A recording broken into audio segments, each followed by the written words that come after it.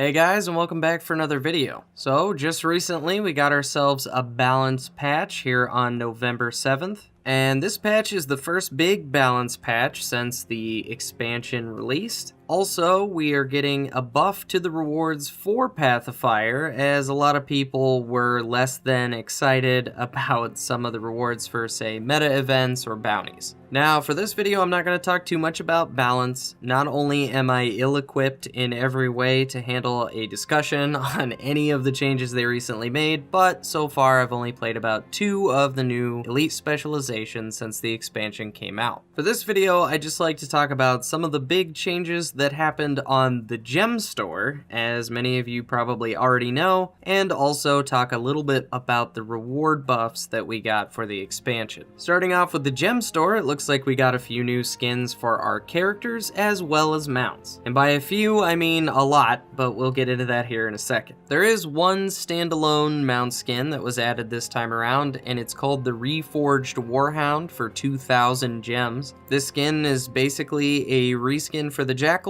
and this is what it looks like. I mean, I think it looks pretty cool, but 2,000 gems might be a little steep. I don't know. For those of you guys out there who actually buy outfits, there is one new outfit, the Awakened Zealot outfit. You can see it here previewed on my Asura, which I know is not the best race to show off these skins, so if this does look like something you might be interested in, if maybe it fit a little different, maybe preview this on a human or a Sylvari. Those 2 small changes out of the way, we can talk about what everybody seems to be talking about right now, and that is the mount adoption license that was added to the gem store. So basically the way this works is for 400 gems, you buy 1 mount adoption license, or 10 for 3,400 gems, and upon using one of these adoption licenses, a new UI will pop up and you'll be able to roll on any of the new 30 mount skins that were added. Now, if you want to see some of the skins that were added without spending any money, they're all previewable now in the mounts tab in your hero menu, so you can go ahead and look through all of those. A couple of these skins are actually pretty impressive. There are some really good looking new mount skins added with this update. But there are just as many that look more or less like retexturings of stuff that we basically got at the launch of the expansion a month ago. Now, all these mount skins are dyeable, as the Halloween ones were, and you'll be able to use those slightly different retexturings to get a little bit more creative with your dye jobs, but at the end of the day, they are kind of similar to the stock skins. So all that's well and good, or at least you might think, as these are just skins and not a big deal, everyone. But people lost their collective minds today over these mount skins. Now, Guild Wars 2 is definitely a game that's more fashion-oriented towards the end game than it is stat-oriented, because stats kind of taper off after a while. So obviously, the only way to show off what you've done, where you've been, or in this case, how much money you have in your bank account, is to show off how fancy your character looks. To me, this is basically just the equivalent of, say, loot boxes that are in all the games right now being added to this one. The main difference is that in some of those games, at least, where there are loot boxes, you can open those up and actually get a leg up on other players. Now, I don't want to talk about these new skins for too long in this video. I want to get on to some of the changes they made in the rewards, but I will say this before moving on. I think people have a right to be upset, but I think people are upset about the wrong thing. To me, it's way more upsetting to know that pretty much every really cool skin for a glider, for a mount, for armor, for anything, outside of legendaries and a few random skins that you can get through the course of the game, are all going to be monetized skins. If players should have any gripe right now,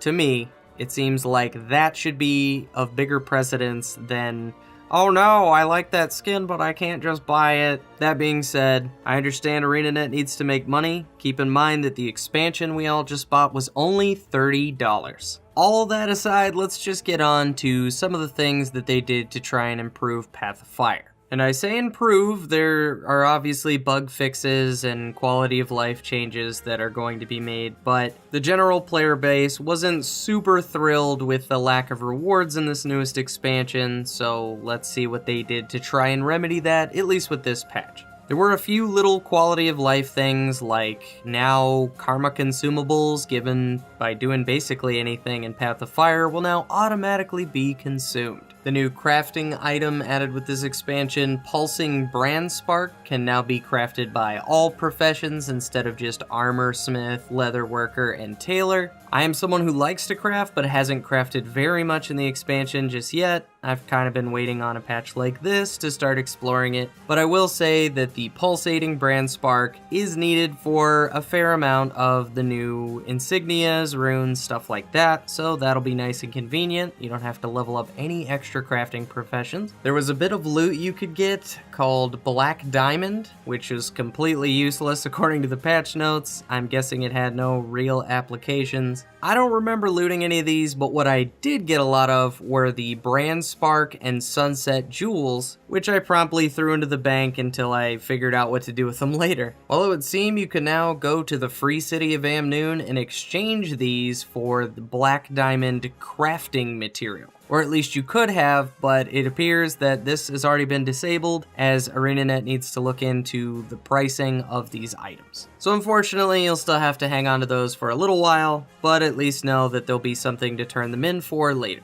Quality of life aside, there were some pretty significant, or at least could be significant, changes to the rewards in Path of Fire. Now, when this patch came out, I did play for about 5 hours just to get a feel for just the general rewards, and I don't know if it's that I've just been doing the Halloween event for so long now that I've kind of forgotten about the drop rates, but it does seem like, at the very least, unidentified gear in all 3 qualities seem to drop more frequently. But that might just be placebo or wishful thinking. You guys will have to test that one out. Another more obvious change now is that the heart vendors carry ascended crafting recipes as well as ascended trinkets. And these ascended trinkets are, as you might have guessed, the stats of the expansion, so Marshall and Harrier. Now, I'm not too sure if they added anything extra on specific heart vendors. I kind of went through and did 2 hearts in each map, and it was more or less the same turnout. This honestly wouldn't bother me too much if most of the heart vendors had the same stuff, because then we could just figure out which one is fastest to complete to get those rewards. As far as the rewards gained by doing meta events or bounties, well, those have definitely been increased, but it'll be a matter of time before we'll know just how much. I actually haven't played too many of the meta events, as the general consensus was that it was sort of a waste of time. Not that I wouldn't play them just to see what they were all about, it just wasn't something that I was particularly focused on when I started playing Path of Fire. But it would appear as though Serpent's Ire and Jinundu Rising, those 2 meta events, got some sort of overhaul. Now, I'm not sure if this is to the events themselves or just the rewards, but hey, I figured I'd mention it for anybody interested in that sort of thing. If the changes were very significant, especially with Jinundu Rising, please let me know down in the comments. So in addition to meta events, it would seem bounties also got a buff to their rewards, and I would say this is arguably one of the more important things to update, considering bounties did not exist before Path of Fire, and they're in the game now. Around launch in the weeks that preceded it, it seemed kind of like, for the most part, the only real reason to play any of the bounties was to get Elegy Mosaics so you could buy the funerary armor and weapon skins. Well, with this patch, they've added intact mosaics as well as a rarer drop that you can get from basically any place where you could have previously gotten Elegy Mosaics. So basically just bounties, superior buried treasure, and meta events. And I'm actually really excited about this addition, albeit a pretty weird place to put it. The intact mosaics can actually be used to make grieving gear, you guys. Oh my god, grieving gear is actually in the game as of this patch. The intact mosaics are actually tradable or sellable items, so you can pick these up on the trade post, but because it just came out,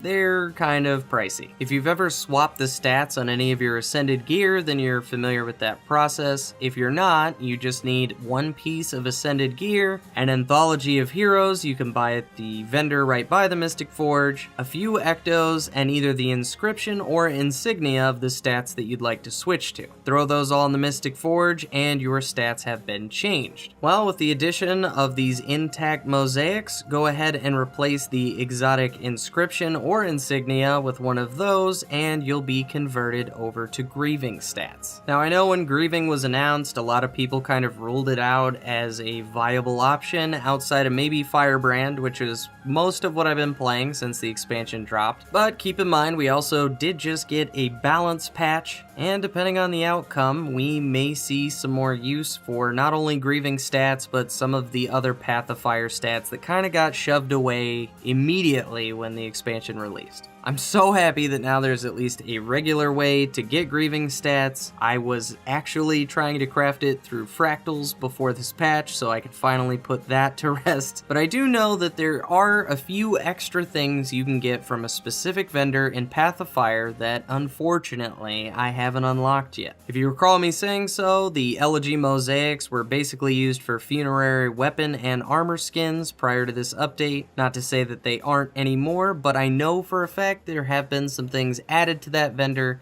I just haven't slain enough legendary bosses to actually go up and talk to him just yet. But that's actually what the next guide is going to be on. Unlocking that vendor and taking a look at what he has to offer in general and now that this patch has been released. Anyway guys, that's pretty much it for my overview of these patch notes. I really wasn't trying to offend anybody with the mount skin thing. It's just that I personally do not understand why people lose their minds over skins. Unless, of course, it's that we can't earn them in-game, like I said before, but hey. Anyway, guys, I hope this was a nice little overview, especially if you can't get in-game just yet, you know what's going on still. I know from experience, it's all too easy to fall out of the loop with this kind of stuff. But as always, guys, thank you so much for watching, and I'll see you in the next one.